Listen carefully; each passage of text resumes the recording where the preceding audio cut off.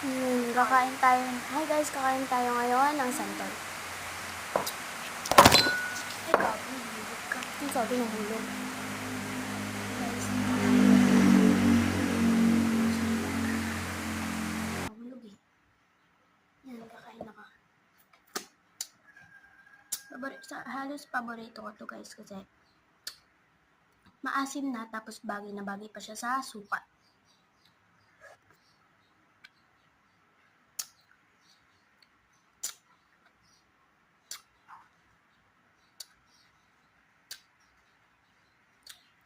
Maasim talaga bagay sa suka eh, no? Kaka.